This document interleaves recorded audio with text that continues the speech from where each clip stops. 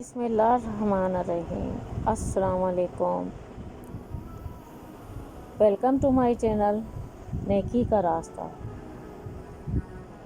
قوم سبا پر اللہ کے عذاب کا واقعہ سنیے۔ اہل سرسار کی ایک قوم جسے قوم سبا بھی کہا جاتا ہے، اللہ تعالیٰ کی بے شمار نعمتوں کے اندر زندگی گزار رہی تھی۔ یہ قوم ایک عظیم تہذیب و تمدن کی مالک تھی۔ حضرت داؤد علیہ السلام اور حضرت سلیمان علیہ السلام کی باعظمت حکومتوں کے بعد ان کی حکومت زبان زد خاص و عام تھی۔ کہا جاتا ہے کہ یہ لوگ گندم کے مغز سے آٹا پیس کر روٹیاں پکاتے تھے، لیکن اس کے برعکس وہ اس قدر اسراف کرنے والے اور ناشکرے تھے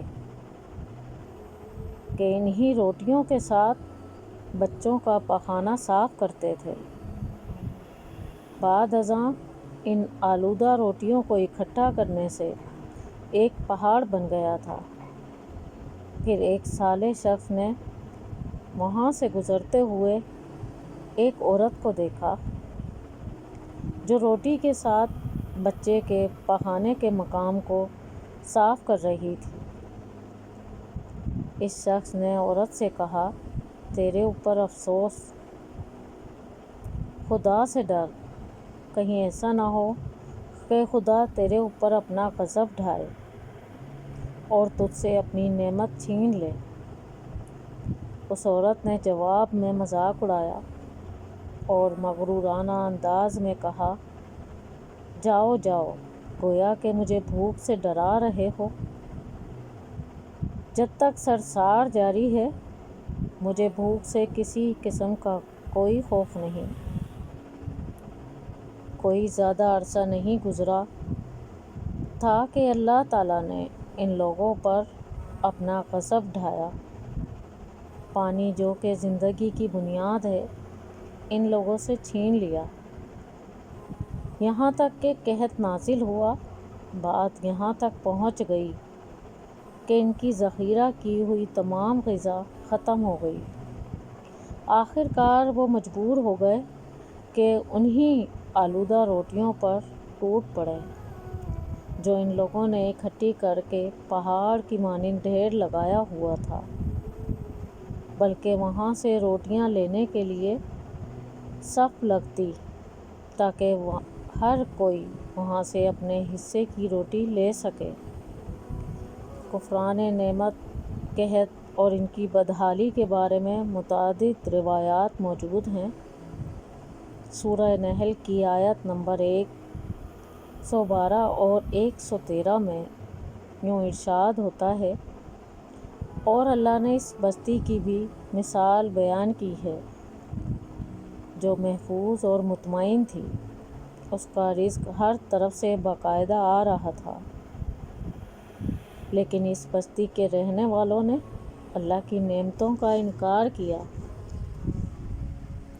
تو خدا نے انہیں بھوک اور پیاس کا مزہ چکھایا، صرف ان کے ان اعمال کی بنا پر کہ وہ جو انجام دے رہے تھے۔ اور یقیناً ان کے پاس رسول آیا تو ان لوگوں نے ان کو جھٹلایا، پھر ان تک عذاب آ پہنچا کہ یہ سب ظلم کرنے والے تھے۔ اسی قوم سبا کے بارے میں ایک اور واقعہ بیان ہوتا ہے کہ ان لوگوں نے اپنی زراعت کو بہتر طور پر کاشت کرنے کے لیے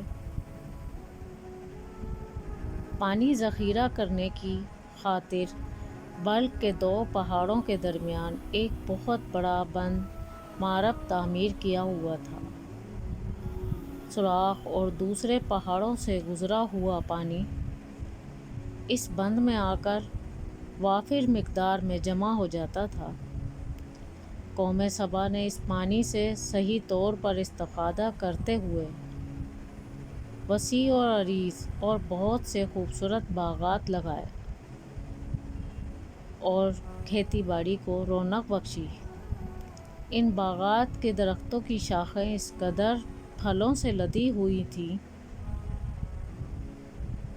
کہ کہتے ہیں کہ اگر کوئی شخص سر پر ٹوکری رکھ کر ان کے نیچے سے گزرتا تو پھل خود بخود ٹوکری میں گرنا شروع ہو جاتے اور قلیل مدت میں ٹوکری تازہ پھلوں سے بھر جاتی، لیکن نعمتوں کی کثرت نے انہیں شکر کرنے کے بجائے سرمست اور غافل کر دیا تھا، یہاں تک کہ ان کے درمیان بہت بڑا طبقاتی نظام وجود میں آ چکا تھا اور ان میں سے صاحب اقتدار لوگوں نے کمزوروں اور ضعیفوں کا خون چوسنا شروع کر رکھا تھا، یہاں تک کہ ان لوگوں نے خدا سے ایک احمقانہ التماس کیا جس کا ذکر سورہ سبا کی آیت نمبر 19 میں ملتا ہے۔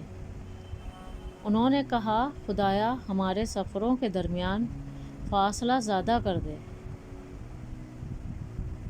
انہوں نے اللہ تعالیٰ سے یہ التماس اس لیے کیا تاکہ غریبوں، بے نوا لوگوں، امراء اور ثروت مند ان کے ہمراہ سفر نہ کر سکیں۔ ان کی خواہش یہ تھی کہ آبادیوں کے درمیان خشکی ہو تاکہ تہی دست اور کم آمدنی والے لوگ ان کی طرح سفر نہ کر سکیں۔ اللہ تعالیٰ نے ان مغرور پیٹ کے پجاریوں پر اپنا غضب نازل کیا۔ بعض روایات کے مطابق ان مغرور لوگوں کی آنکھوں سے دور صحرائی چوہوں نے مارب نامی بند کی دیواروں پر حملہ کر کے انہیں اندر سے کھوکھلا کر دیا۔ ادھر سے بارشیں زیادہ ہوئیں جس کی وجہ سے سیلاب آ گیا اور اس بند میں پانی بہت زیادہ اکٹھا ہو گیا۔ اچانک بند کی دیواریں ٹوٹیں، اس سے ایک بہت بڑا سیلاب آیا جس میں تمام دیہات، آبادیاں، مال مویشی، باغات، کھیتیاں، ان کے محل اور گھر پانی میں غرق ہو کر نابود ہو گئے۔ ان کے باغات اور زراعت میں سے صرف بیری کے درخت اور کچھ جھاڑیاں بچی تھیں۔ خوش الحان پرندے وہاں سے کوچ کر گئے، جبکہ الوؤں اور کووں نے قوم سبا کے کھنڈرات میں اپنے گھونسلے بنا لیے تھے۔ اس بات کا ذکر سورہ سبا کی آیت نمبر 15 اور 16 میں ملتا ہے، اور آخر میں سورہ سبا کی آیت نمبر 17 میں قرآن کریم میں اس واقعے کا یوں نتیجہ نکالا ہے، یہ ہم نے ان کی ناشکری کی سزا دی ہے اور ہم ناشکروں کے علاوہ کسی کو سزا نہیں دیتے۔ Thanks for watching my channel. اللہ حافظ۔